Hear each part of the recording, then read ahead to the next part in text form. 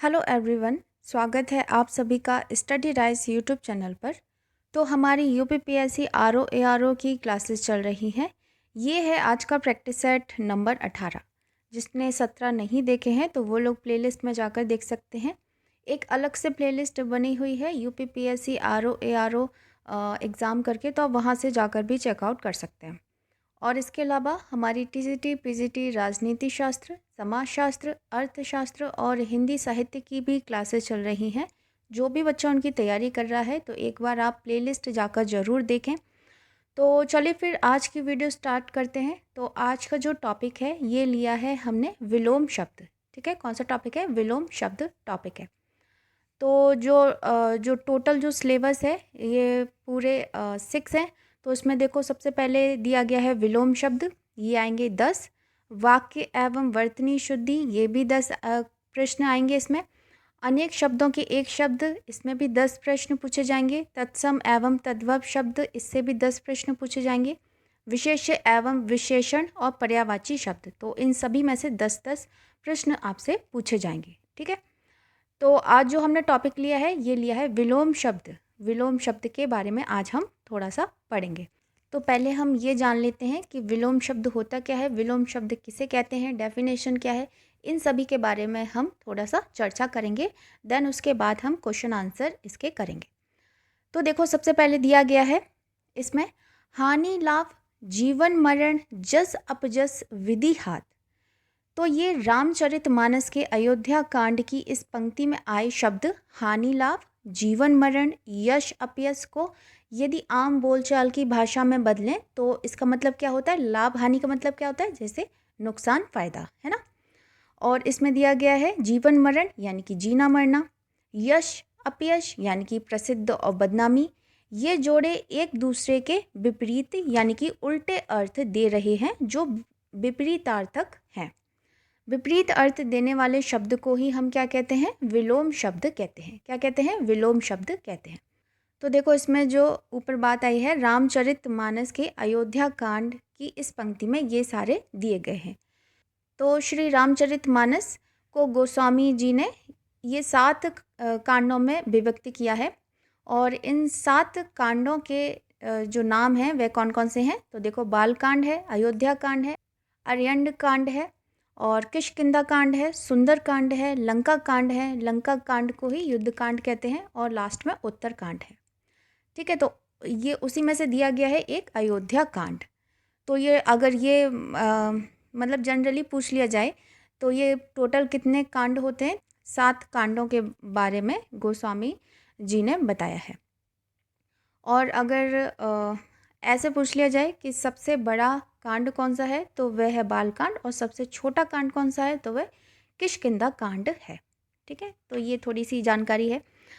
अच्छा, हम इसके बाद अपने टॉपिक पे लौटते हैं। तो इसमें दिया गया है विलोम शब्द हमेशा सजातीय ही होते हैं, अर्थात जो संज्ञा का विलोम होगा तो वह संज्ञा ही होगा, विशेषण का विलोम होगा तो वह विशेषण होगा, क्रिया का विलोम होगा तो वह क्रियापद होगा, और क्रिया विशेषण का विलोम क्रिया विशेषण होता है। ठीक है, मतलब जो जैसे संज्ञा होगा तो उसका विलोम क्या होगा? संज्ञा ही होगा। अच्छा, इसमें ये दिया गया है सर्वनाम शब्दों को छोड़कर, जो सर्वनाम है सर्वनाम शब्दों को छोड़कर लगभग सभी शब्दों के विलोम होते हैं। जैसे उदाहरण के लिए इसमें दिया गया है साकार का विलोम शब्द होगा निराकार होगा, जो कि सजातीय है। जन्म का विलोम होता है मृत्यु होता है, ठीक विपरीत शब्द है इसका, है ना। विलोम शब्द जहाँ भाषा को सहजता प्रदान करते हैं वहीं ये भाषा को अलंकृत भी करते हैं।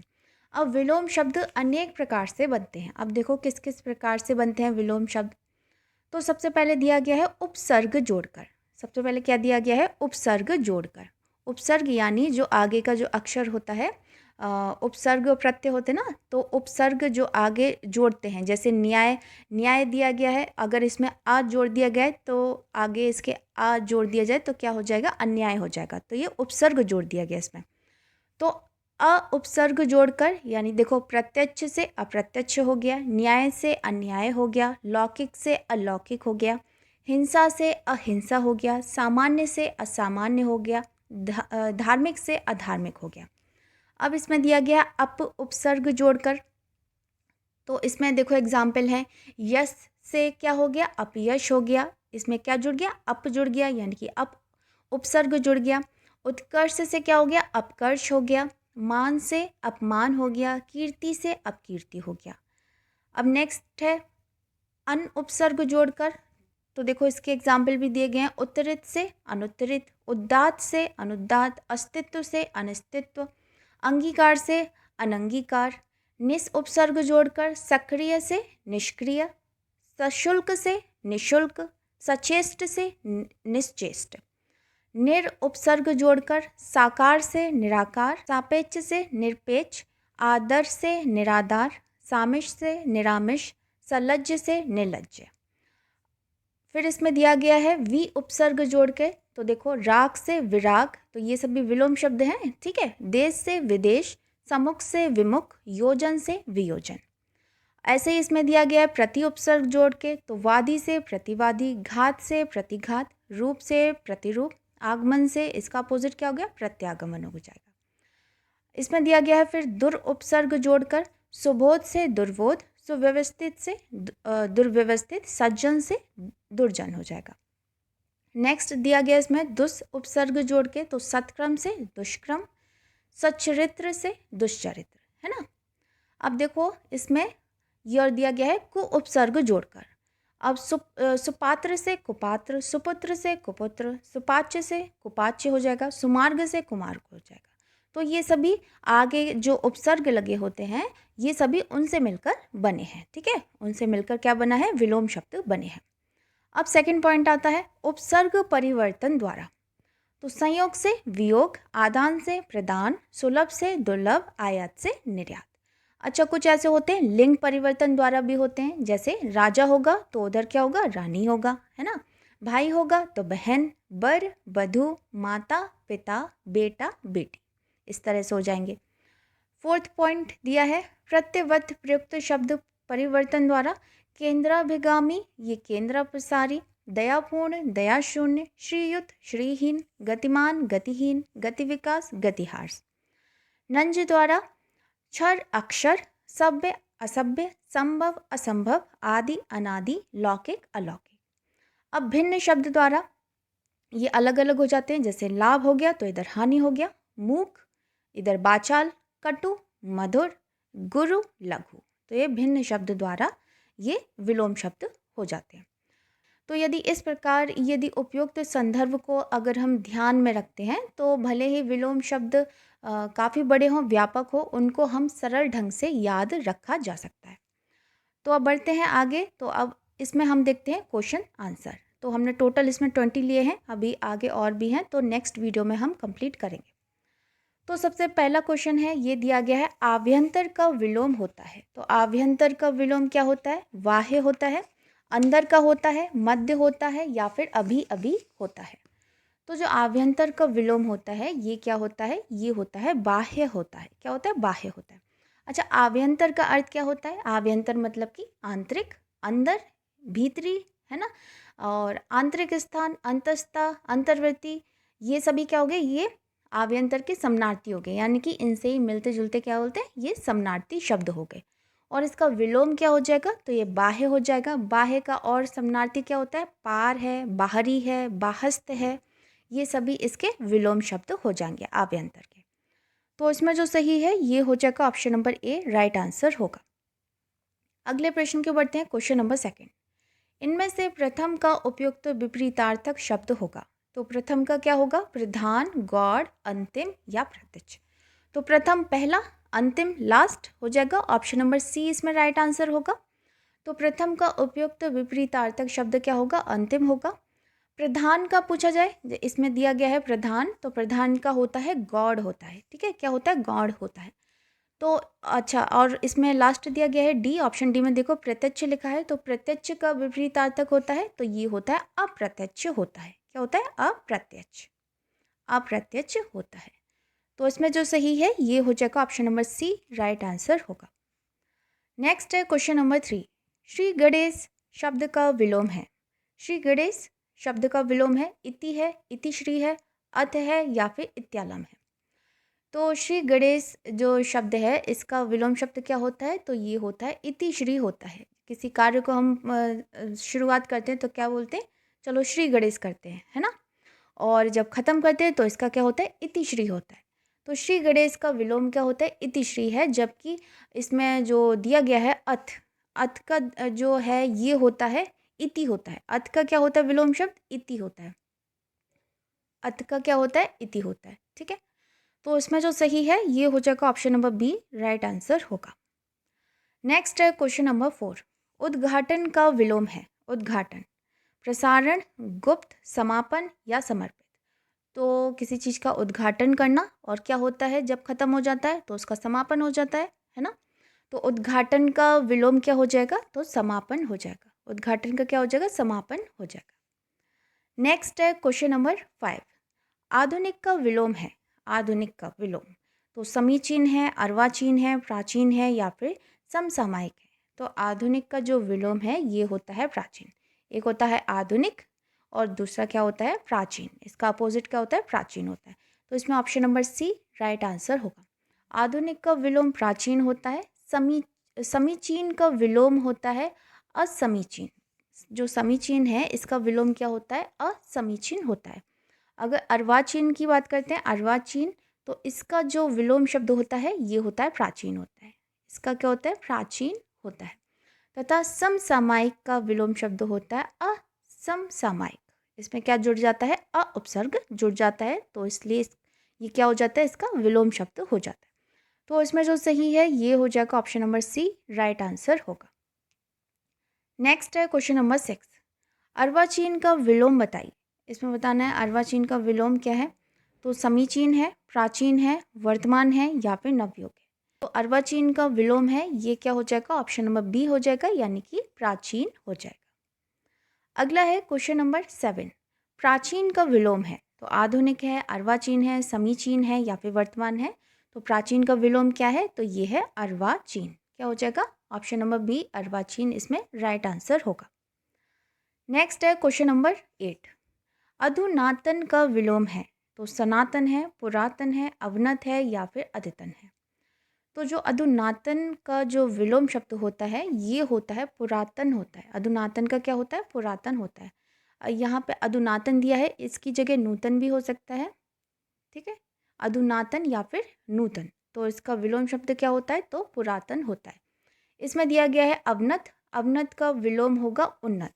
अवनत का क्या होता है, उन्नत होता है। अवनत का उन्नत। फिर दिया है इसमें अद्यतन। अद्यतन का होता है प्राचीनतम होता है। अद्यतन का क्या होता है, प्राचीनतम होता है। तो इसमें जो राइट आंसर है ये हो जाएगा option number B, right answer होगा। नेक्स्ट है क्वेश्चन नंबर 9। नूतन का विलोम है। तो ऊपर वाले क्वेश्चन में ही बताएं नूतन का विलोम क्या है, प्राचीन है, पुरातन है, अर्वाचीन है या फिर वर्तमान है।